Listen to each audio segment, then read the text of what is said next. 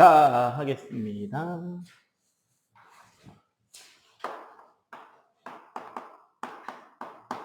빛. 자, 맨 처음에 나오는 게 반사 굴절에 대한 경로가 나오죠.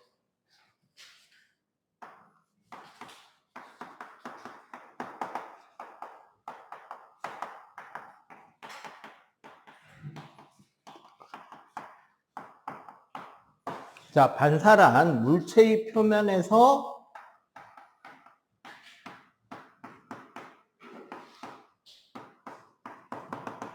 그 빛의 경로가 되돌아 나오는 것으로 반사의 법칙은 한마디로 말하면 뭐가 되죠? 반사 법칙?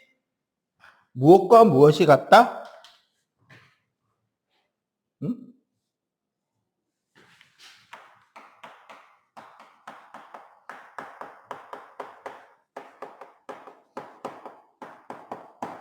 입사각의 크기와 반사각의 크기가 같다는 거죠. 자, 법칙이라고 이야기를 했기 때문에 법칙이라고 이야기를 하는 말 자체가 뭐다?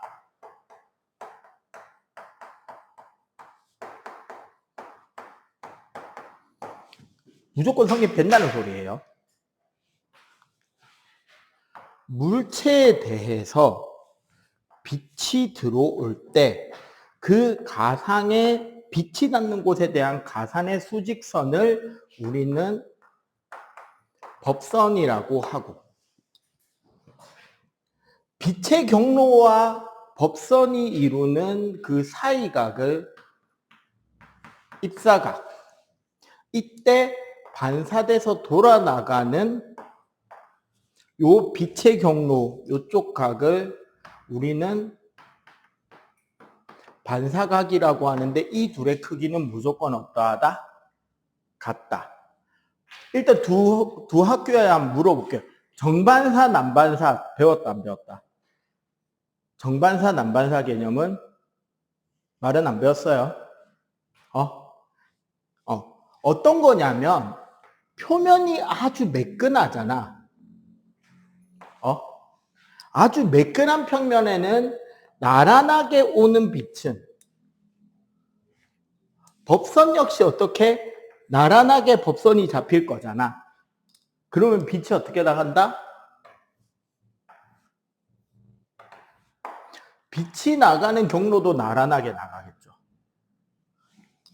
이렇게 매끈한 평면에 물체가 세워져 있다면 물체 끝에서 뻗어나온 빛은 법선을 통해 반사법칙이 성립이 되는 경로를 택하게 될 거고, 그지? 이렇게 되면 어떻게 된다? 이 반사광의 경로, 반사돼서 나가는 빛의 경로를 역추적해가면 그 물체가 비쳐 보이는, 소위 말하는 상이라는 게 맺힌다는 거야. 근데 어떻다? 울퉁불퉁한 물체는 빛이 막 나란하게 들어오더라도 그 빛의 경로가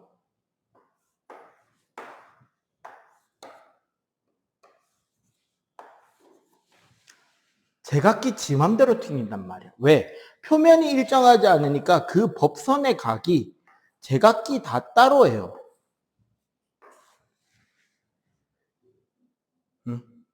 그래서 이 경우는 어떻게 된다?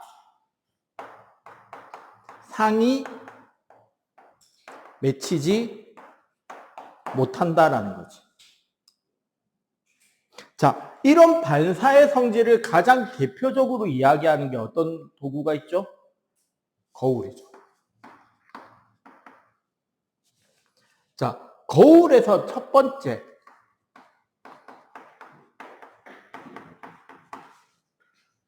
요거 니프니트. 자, 첫 번째 평면 거울이 있습니다. 평면 거울은 여기에 이렇게 이제 거울이 있다면,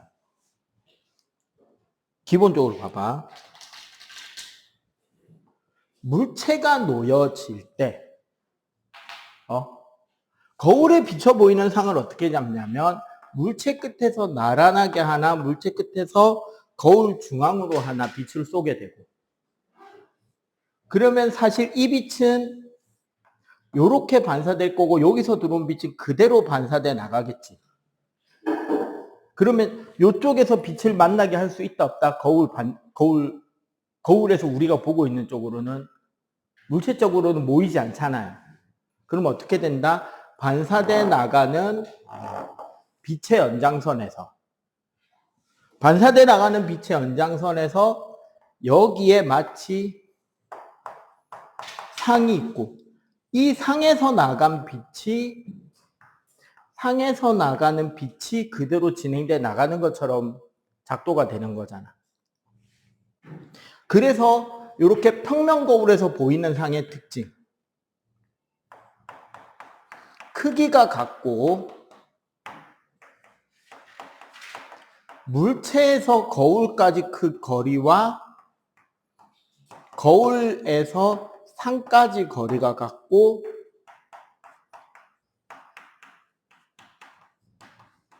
좌우 반전이 일어나지. 여기서 좌우가 반대로 된다는 거를 그냥 이렇게 생각하면 좋아요. 데칼코만.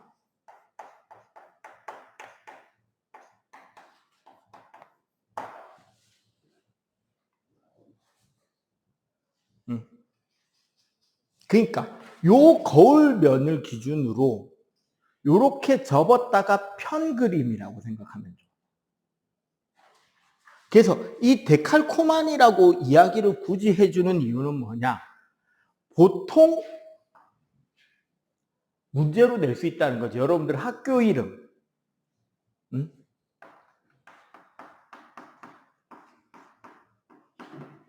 학교 이름이라던가 이런 글자의 좌우 반전 모습, 거울에 비추는 모습. 무슨 소리냐 봐봐. 우리 큰날의 큰을 한번 생각해 보자고. 자, 여기에 거울이 있으면 어떻게 비춰 보일까요? 같은 거리에 요렇게 보이겠지, 대략. 글꼴이 똑같지 않은 건 이해해 주세요. 근데 거울이 이렇게 있다면 어떤 글자가 나와야 된다?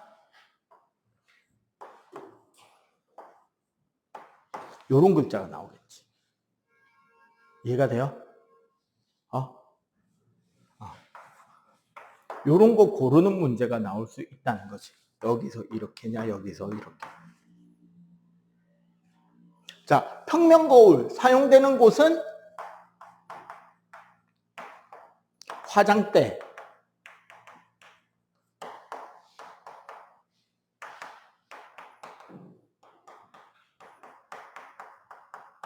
자동차 안에 있는 뒤를 바라보는 거울.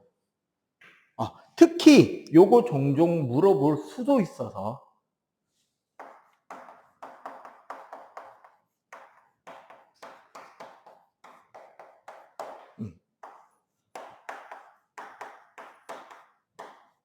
우리가 우리 몸 전체를 비춰보는 거울, 전신 거울이라고 있죠. 보통 이제 여중생이 2학년, 3학년쯤 되면 자기 방에 꼭 놓고 싶은 가구 중에 하나인데, 그거에 필요한 최소 길이는 뭐다?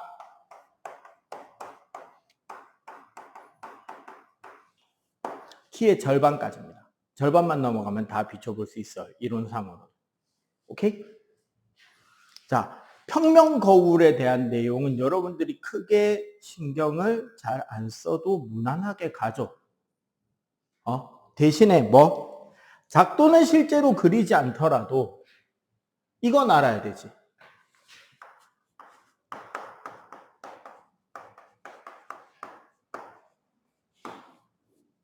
구명 거울.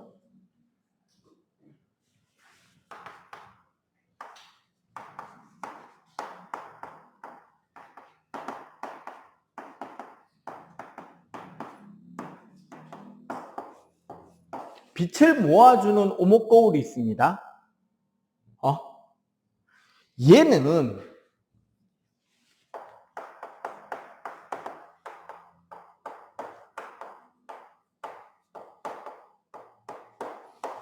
시험 기준으로 보이는 상을 바탕으로 하는 문제들이 자주 출제가 돼요.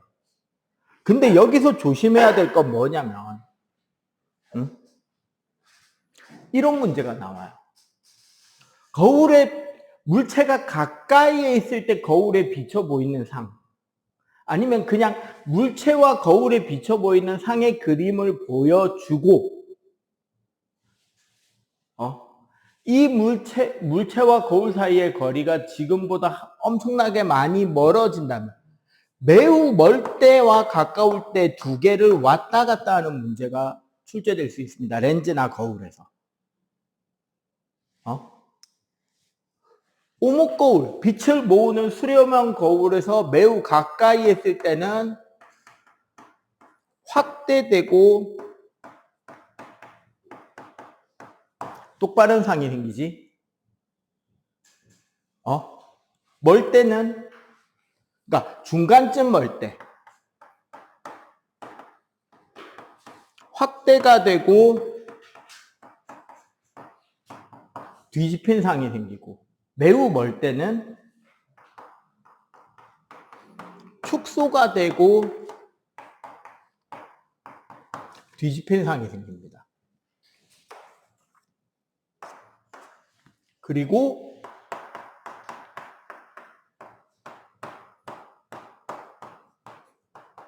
볼록 거울은 빛을 퍼뜨리는 거울이죠.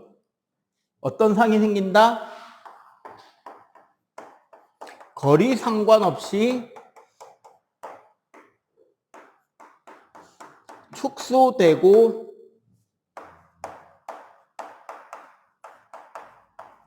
똑바른 상이 됩니다.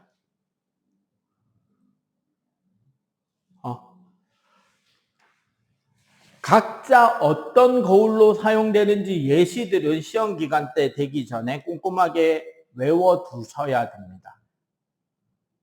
얘는 빛을 모은다 그랬으니까 어떻게? 나란하게 들어오는 빛은 초점에 모이고, 그러면 초점에서 거울 쪽으로 퍼져나간 빛은 나란하게 앞으로 뻗어나가겠죠. 그지? 그러니까 어떻게? 사용하는 데는 자동차 헤드라이트, 현미경 고배율용 반사경, 망원경, 레이더, 위성 안테나, 태양 열 조리기 이런 데 쓰일 거고, 퍼뜨리는 거는 안전용, 보안용, 마트, 아파트 주차장, 커브길 이런 데다가 쓰이겠죠. 예시 같은 것들은 여러분들이 외워두셔야 되는 부분이 되겠습니다. 일단 반사의 거울 부분까지 빠르게 했고, 막히는 부분은 좀 이따가 문제 풀면서 체크 가도록 할 테니까 일단 여기 이 부분을 정리를 좀 해주세요. 오케이? 자, 이거 빨리 둘이는 정리하고. 정리 다 되면 바로 말해줘. 자, 두 번째, 굴절.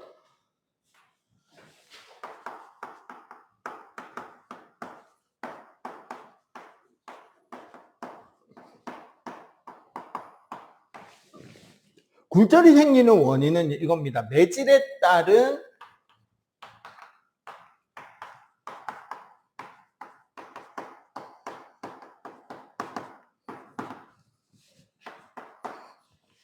매질에 따라 빛이 진행하는 속력의 차이가 생겨요. 그래서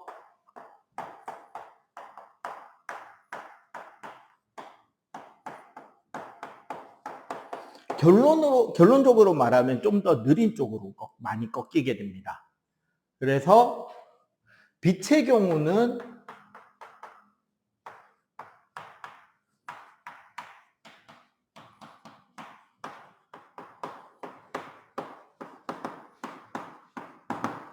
이런 형태로 꺾이게 되고요. 그래서 보통 우리가 이제 제일 많이 말하는 공기와 물의 관계. 법선 세웠을 때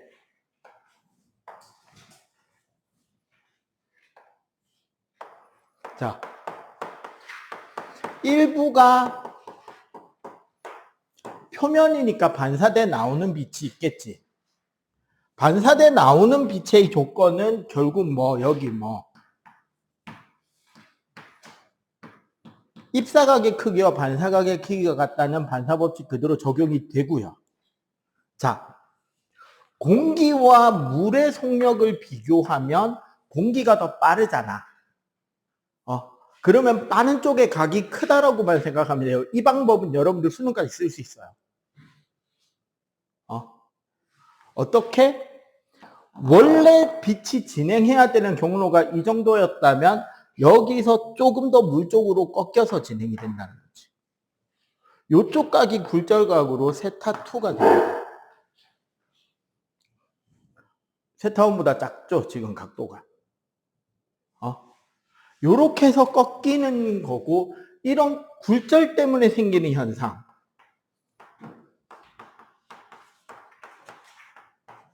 물속에 있는 물고기의 위치가 달라져 보이거나, 물이 실제보다 얕아 보이게 된다거나, 젓가락이 꺾여 보이게 돼요.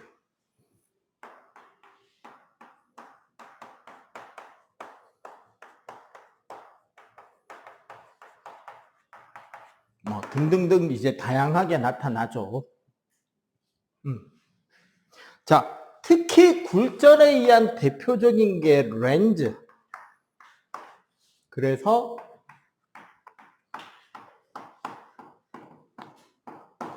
볼록 렌즈와 오목 렌즈가 있는데, 볼록 렌즈 같은 경우는 빛을 모아주는 기능이 있죠?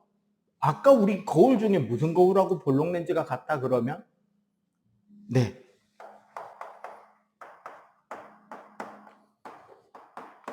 오목 거울이 되겠지.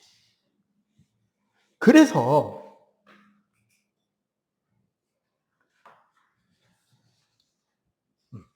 나라 빛이 모이게 되고 그 상이 역시 가까울 때, 멀 때,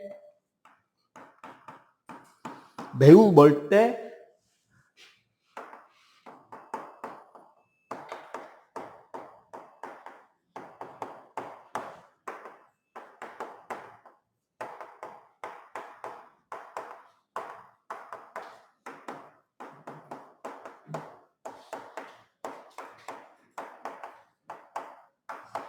요렇게 상이 되지.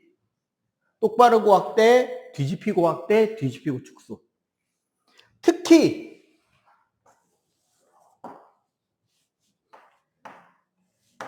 우리 사람의 눈에서 상이 여기에 딱 상이 맺혀야 정상인데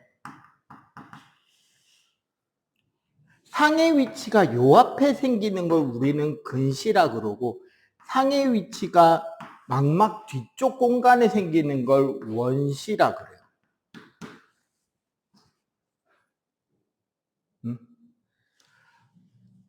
볼록 렌즈는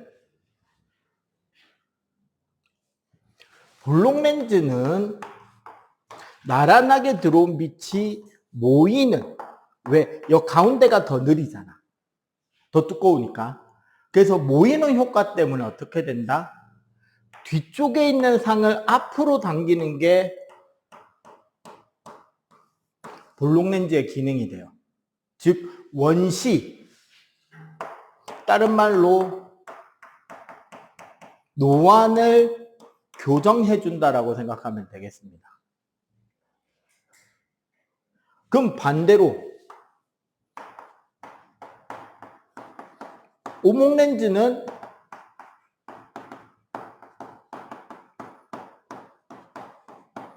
빛을 퍼뜨리는 렌즈가 되겠지.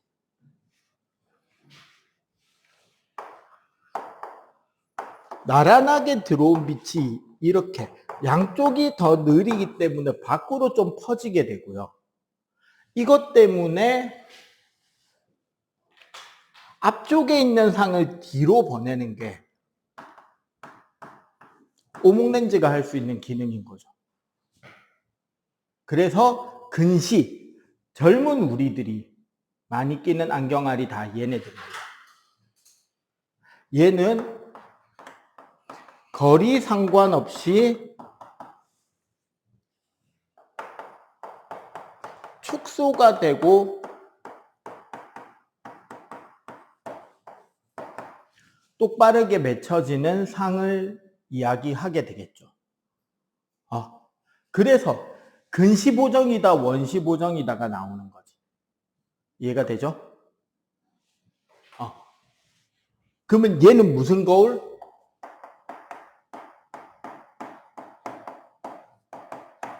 볼록 거울하고 같은 기능을 하게 됩니다. 오케이? 자, 기본적인 경로에 대해서 빠르게 한번 이야기를 했습니다. 요거 메모하고 첫 번째 거 그 빛의 경로에 해당되는 문제들이 뒤에 있거든. 몇 문제 안 되니까 후딱 풀어버립시다, 지금. 물체를 보는 과정과 상 있지. 요거 16번까지 풀고 바로 매겨요. 첫 번째 거 문제 16번까지. 후딱 풀고 매겨. 이씨, 니 빨리 풀어. 뭐?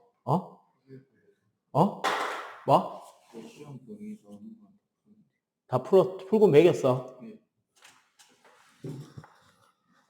니 운동하고 그거지. 운동하고 내가 준 건 다 풀었어. 꺼내서 풀어. 다 풀었으면 꺼내서 풀어야지.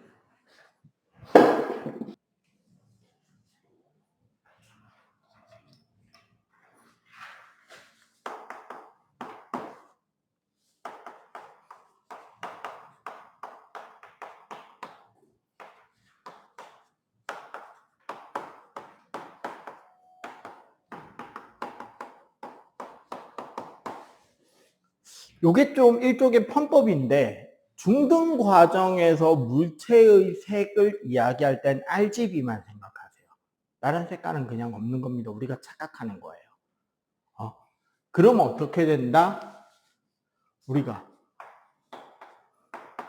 빛의 삼원색 빨강, 초록, 파랑이고 합성이 되는 거는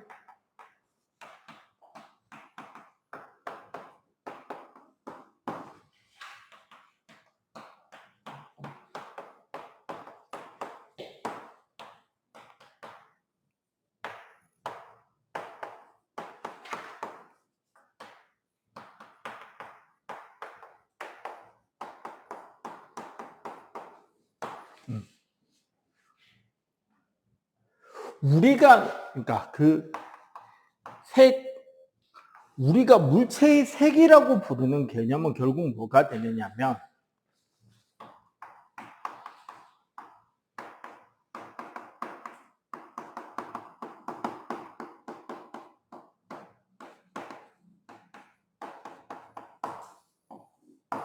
기본적으로 그 색깔만 반사하고 나머지를 흡수한다라는 개념이에요. 그러니까 이런 거지. 빨강은 빨강을 반사할 수 있고 초록은 초록을 반사할 수 있고 파랑은 파랑을 반사할 수 있고 노랑은 빨강과 초록을, 청록은 초록과 파랑을, 자홍은 빨강과 파랑을 반사할 수 있고 흰색은 뭐든지 반사할 수 있어요. 그러니까 들어오는 색깔이 무엇이고 반사 가능한 색깔이 무엇인지에 따라서 그 물체가 어떤 색깔로 보일지를 이야기할 수 있는 거고. 주의할 거는 빛은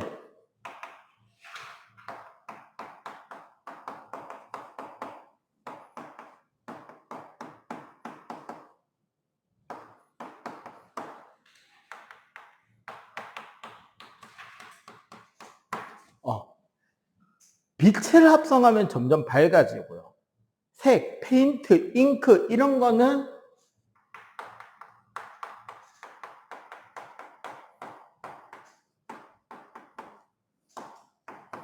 섞으면 섞을수록 점점 어떻게 된다? 색깔이 어두워진다라는 게 핵심이에요. 대표적으로 합성의 예시는 전묘환.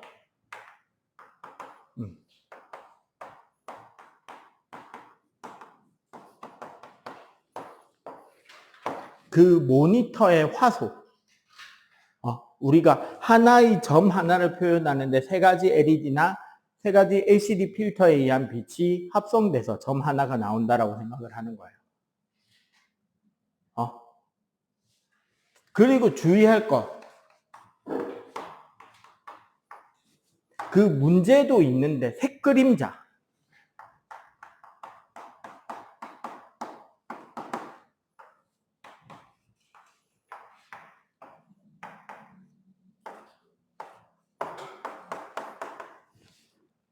여기 이렇게 RGB 3개의 전구가 있는 곳에 물체 하나를 넣잖아. 그러면 요 뒤에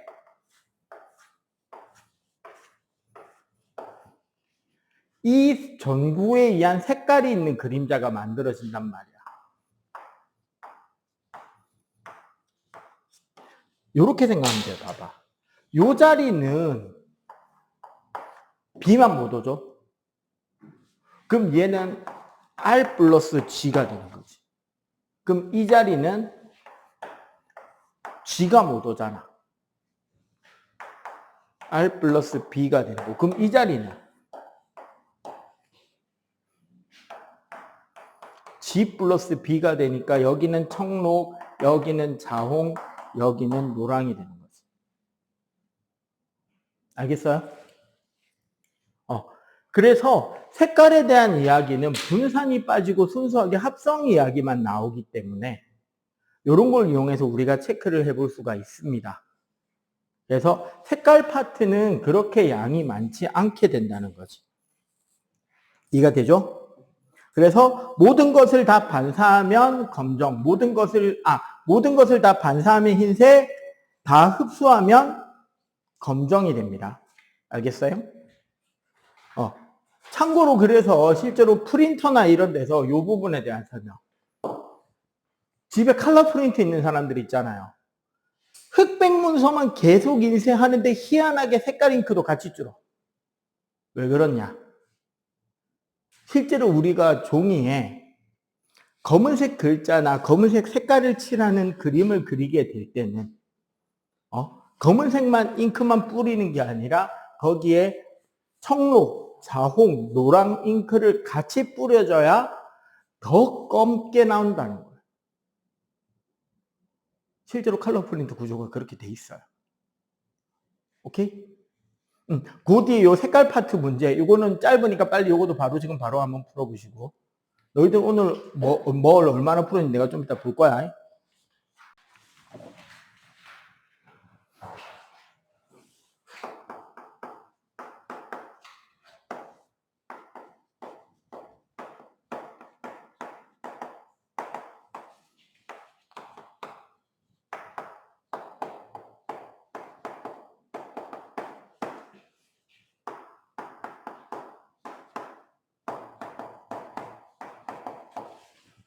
자, 기본적으로 파동이란 매질을 통해서 진동의 에너지만 주위로 전달이 되는 거고요.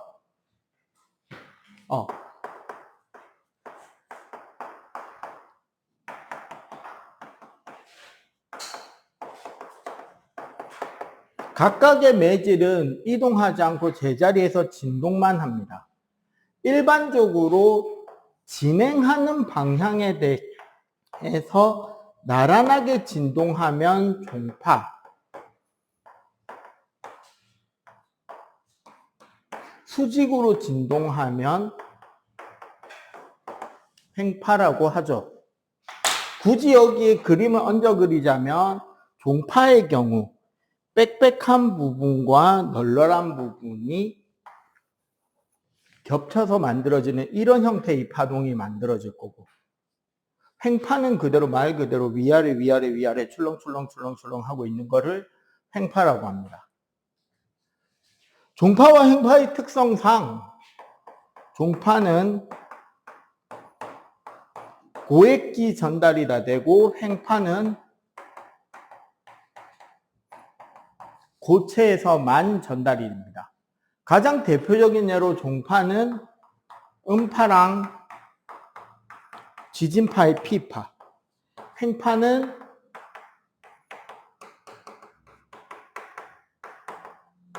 빛이랑 지진파의 S파가 있고, 참고로 전자기파는 매질 없이 전달이 되죠. 파동에서 여러분들 웬만한 건 다 잘 푸는데 딱 이거 하나 되게 많이 틀리더라 싶은 것만 딱 설명할게요. 첫 번째, 그래프에서 여기 꼭 제대로 보셔야 돼요. 그래프를 그리면 봐봐, 우리가 보통 횡파 그래프를 그리면 이렇게 그려지잖아. 맞지? 이때 우리가 소위 말하는 마루에서 마루, 가장 높은 곳에서 가장 높은 곳까지의 이 간격에 대해서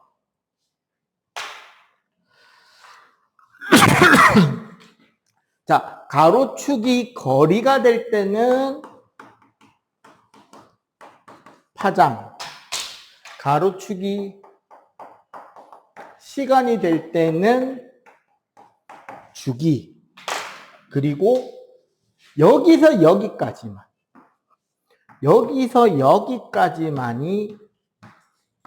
A, 진폭이 됩니다.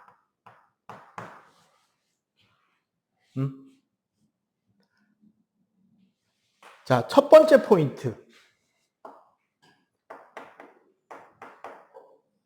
파동의 속력 이야기가 나옵니다.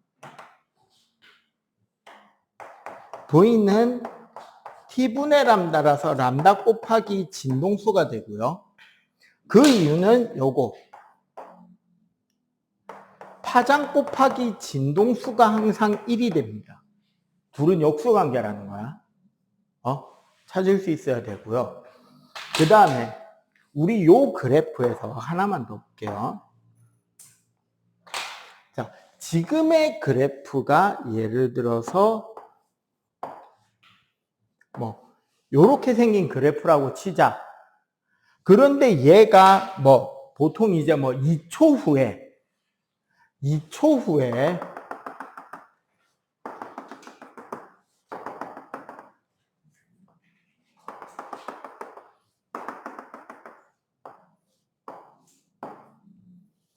후 그래프가 요렇게 파란 색깔 그래프가 됐다고 한다면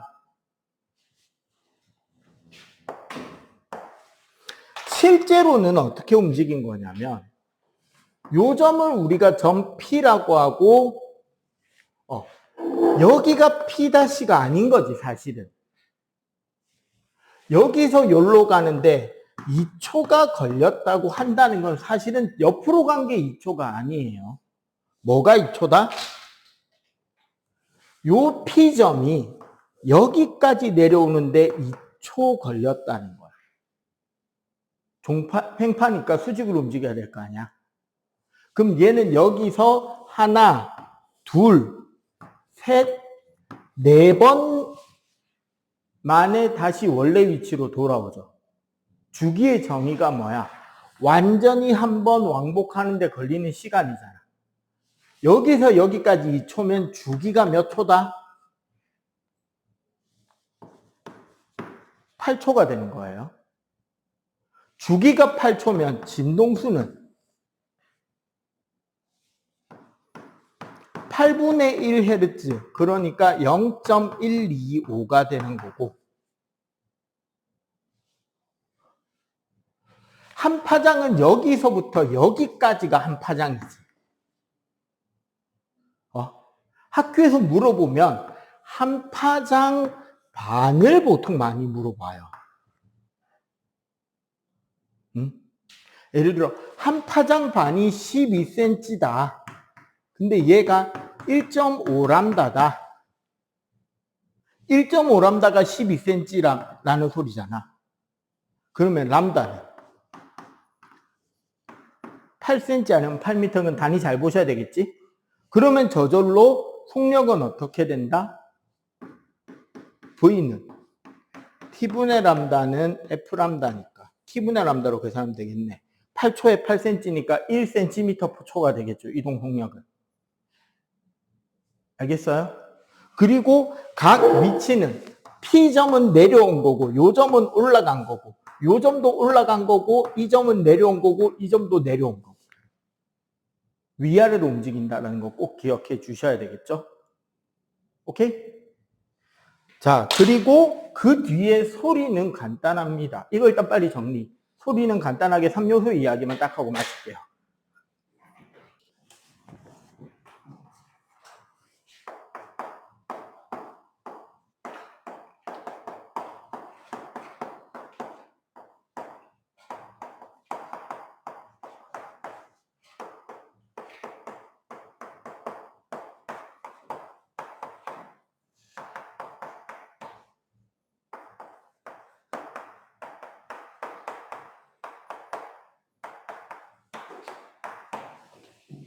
자, 소리의 제일 중요한 소리 3요소는 크기, 높낮이, 맵시죠. 이때 소리의 크기는 진폭이 결정합니다. 이게 작은 소리라면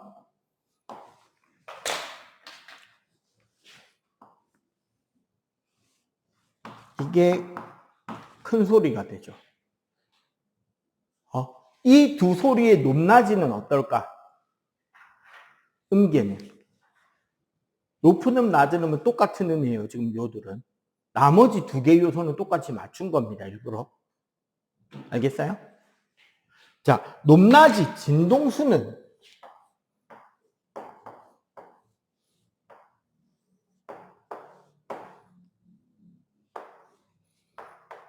이게 낮은 음. 이게 높은 음입니다. 굳이 따지자면 지금 한 3옥타브 차이 나요. 진동수 2배가 딱 1옥타브 차이 나거든. 파형은 이런 거야. 이런 파랑 얘랑 얘. 무슨 느낌인지 알겠죠? 지금 봐봐. 진폭이나 진동수는 같잖아. 그지? 둘 다 같은 길이야. 한 파장만 딱 들어있잖아요. 그런데 선이 매끄럽게 가냐 꺾이면서 가느냐의 차이가 생기고 있지. 그렇기 때문에 이걸 파형, 진동수라고 하는데 보통 요거 안 물어보고요. 위에 거 두 개 조합해서 작고 낮은 소리, 작고 높은 소리, 크고 낮은 소리, 크고 높은 소리 이렇게 구별할 수 있는 정도는 여러분들이 해 주셔야 돼요. 제일 많이 물어보고 그동안 이제 선생님 다른 센터들도 지금 시키고 있는데 아이들이 많이 실수하는 부분이 이 부분이다. 실제로 빛과 파동에서는 틀리면 아깝습니다. 그지? 크게 어려운 내용이 있는 것도 아니고 틀리면 아깝고 그래서 오답노트 좀 꼼꼼하게 써주시고 전에 서술형 쓰라고 하는 대로 챙겨서 공부해 주시면 되겠어요. 알겠지? 남은 시간 한 30분 정도, 한 20분 정도 남았는데 문제 풀고